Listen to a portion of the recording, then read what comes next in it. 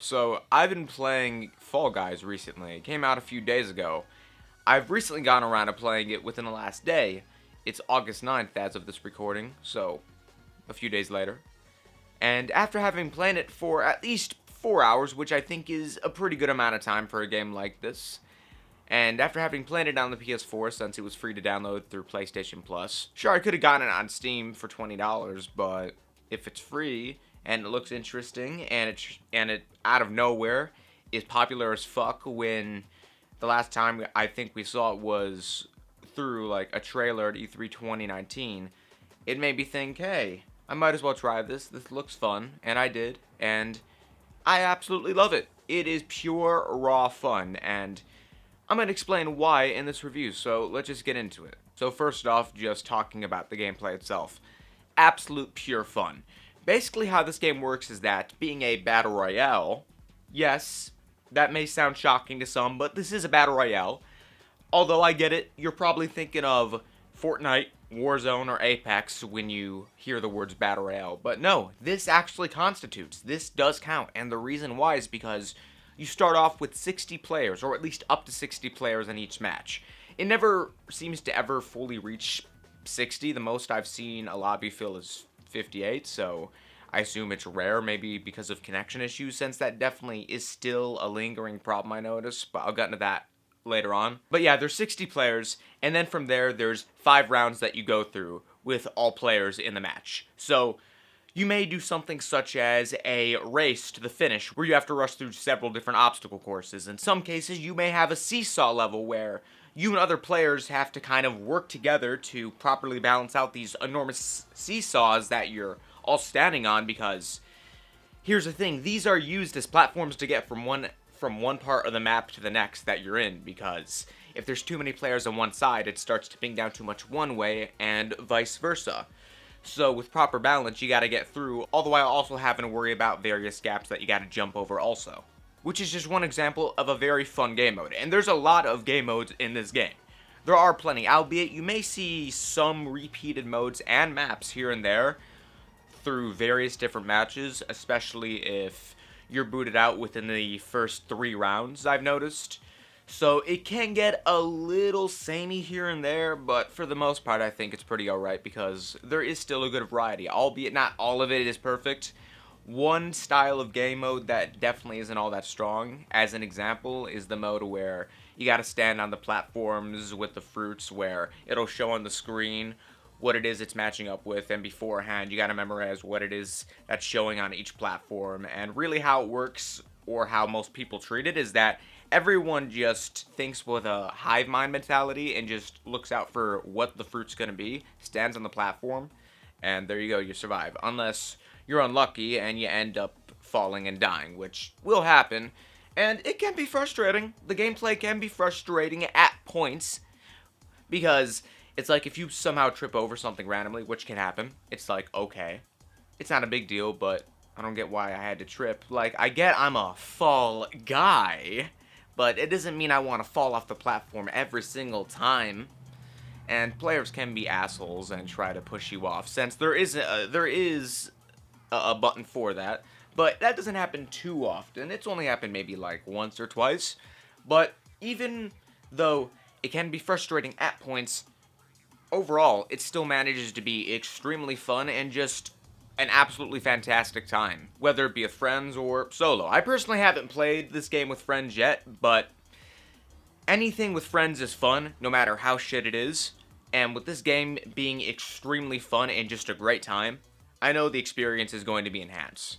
So, yeah, I don't have much to worry about in that regard. It can also get pretty tense at times too, because especially nearing the end of each match, when you get to the 4th round and so many players are eliminated, or really when you're at the 5th and final round, and you're on the one where each pad just disappears behind you, and the more room you lose to run around on, the more you fall down, and whoever doesn't come out on top in the end ends up being eliminated, because, you know, that's the final round.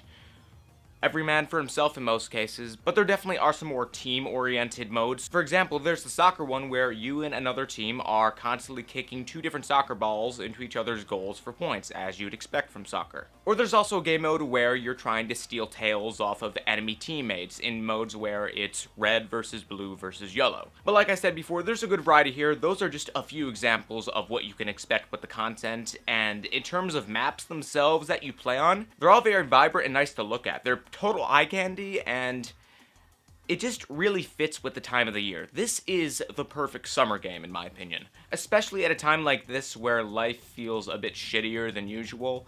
Having something so bright, lighthearted, and fun to play, it's just the perfect game. It's the right game at the right time. Especially being free on PlayStation Plus, it's just great timing all around. But aside from the gameplay and maps and all that, what else is there? Well, there's the Battle Pass system, which, if you've played Fortnite or Warzone or just most multiplayer and battle royale games that have come out as of late, then you probably understand what exactly I'm talking about. So throughout the game as you play it and level up, you'll be able to unlock and equip clothing items such as like a mint ice cream outfit, or you'll be able to look like a furry, or maybe you just want to look like Thanos. It's all there. There's a lot of options here.